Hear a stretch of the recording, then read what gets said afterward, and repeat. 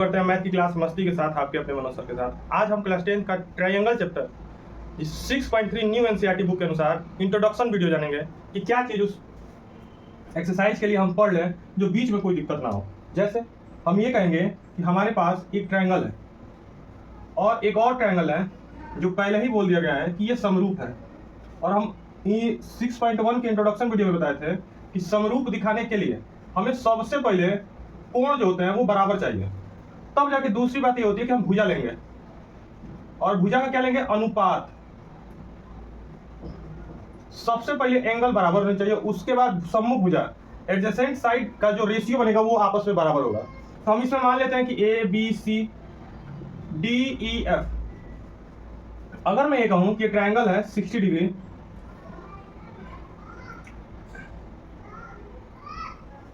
और ये भी एक ट्रायंगल है जो कि एक 60 डिग्री है और दूसरा 80 डिग्री है। हम जानते हैं कि ट्रायंगल के तीनों कोणों का मान 180 डिग्री होता है और दो कोण आपस में बराबर है। जब दो कोण आपस में बराबर है तो ये पक्की बात है कि यहाँ जो तीसरा एंगल बनेगा और यहाँ जो तीसरा एंगल बनेगा वह आपस में बराबर होगा। और सिर्फ इतना ही हमको सीखना है 6.3 में कि अगर त्रिभुज के दो एंगल दे रहे हैं तो भी वो दोनों त्रिभुज समरूप हो सकते हैं। अगर दो एंगल बराबर है, दो कोण बराबर हो, तो दोनों त्रिभुज आपस में क्या हो सकते हैं, समरूप हो सकते हैं। हम 6.3 का प्रश्न नंबर पहले में जो पहला है उसको करेंगे। ये हमारे पास त्रिभुज दिया और कह रहा है कि बताइए कि सर्वांशम है लेकिन किस कसौटी से, साइड से, एंगल से, तो यही बताना है इसमें। तो अगर हम इसमें देखें तो एंगल ए जो है ट्रायंगल ए बी सी और ट्रायंगल पी क्यू आर में ए बी सी में एंगल ए जो है वो बराबर है किसके, एंगल पी के, और एंगल बी जो है वो बराबर है एंगल क्यू के, और एंगल सी जो है वो बराबर है एंगल आर के। तो triangle A B C similar हुआ ट्रायंगल पी क्यू आर के समरूप, इसको हिंदी में समरूप कहते हैं। और ये जो है किसके प्रयोग से, तो सिर्फ कोण के प्रयोग से। तो ये आपका प्रश्न पहले का पहला इधर हुआ है। अब प्रश्न पहले का दूसरा इधर होगा। हम ये देख रहे हैं कि अगर ए बी बटा क्यू आर अगर ले तो हमें क्या प्राप्त होगा, ये प्राप्त होगा 2/4, जो कि कटाने से 1/2 आएगा। इसी तरह अगर हम ए सी लें तो ए सी के साथ हमको क्या मिला, ए सी के साथ मिल रहा हमको पी क्यू। ए सी वो 3 है और ये क्या है 6, तो इसको भी कटाने के बाद हमको 1/2 मिला। अब बचा बी सी, तो बी सी के साथ अगर पी आर लें तो ये 2.5/5 होगा, जो कि इसको अगर अच्छे से समझे तो 25/50 होगा। ऊपर का 10 नीचे गया है, चलिए 5 आया 25 और फिर 5 एकम 5 और 5 दूना के 10, यानी 1/2। यानी कि हम ये देख रहे हैं कि ए बी बटा क्यू आर बराबर हुआ ए सी बटा क्यू आर के, ए सी बटा पी क्यू के, और बी सी बटा पी आर के। तो त्रिभुज ए बी सी सिमिलर होगा त्रिभुज पी क्यू आर के किस हिसाब से, किस वजह से हुआ है, तो हम बोलेंगे साइड। प्रश्न पहले का तीसरा, इसमें हम ये देखेंगे कि कोई भुजा को दुगुना करने पर कोई उधर वैल्यू मिल रही है कि नहीं। जैसे हम लिख सकते हैं एमपी अगर 2 का डबल कर रहे हैं तो हमको मिल जा रहा है ईडी, जो कि 2/4 बन रहा है। तो ये जो हमारा है ये 1/2 आ गया।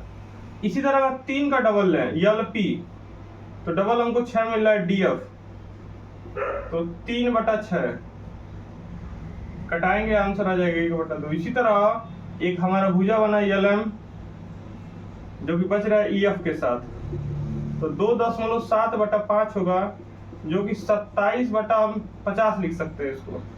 इसमें हमने ये देखा कि एमपी बटा ईडी ये तो बराबर है एलपी बटा डीएफ के, लेकिन एलएम जो है वो पैरेलल नहीं है एलएफ के, ईएफ के, सॉरी, यानी ये दोनों आपस में बराबर, लेकिन तो इसलिए सिमिलर नहीं है इसको। अब हम ये चौथा प्रश्न पहले का चौथा करेंगे। इसमें ये दे रहा है कि एम जो बराबर है एंगल क्यू के, और अगर mn यानी ये इसको बोल सकते हैं अढ़ाई, तो अढ़ाई का डबल 5 होता है। pq के साथ ले लीजिए, यानी कि 2.5/5 इसको अगर अच्छे से सॉल्व करें, ऊपर का 10 नीचे आ गया तो फिर 25, 5 एकम 5, 5 दूना के 10, ये वैल्यू आ गई। और अगर ml की बात करें, जो कि 5 है, इसका डबल करने पे हमको मिल रहा है QR, ये वैल्यू 5 है और ये वैल्यू 10 है, जिसको हम कटाएंगे तो 1/2 होगा। तो हमने ये देखा कि दो भुजा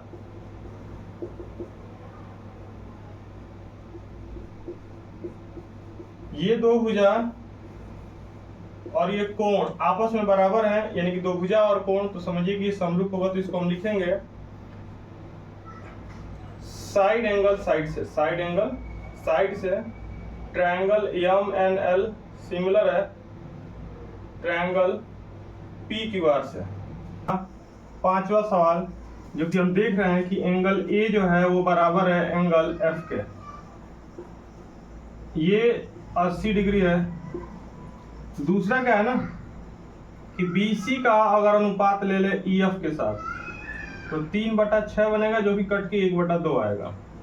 और AB का अगर अनुपात ले लें DF के साथ तो ये 2.5/5 आएगा, जो कि 25/50 होगा, ऊपर का 10 नीचे होगा, ये कट के आंसर 1/2 होगा। तो अब हम लिखेंगे कि ट्रायंगल ABC सिमिलर है ट्रायंगल DEF के, जो हमारा साइड है, इन दो साइड है और एक एंगल है।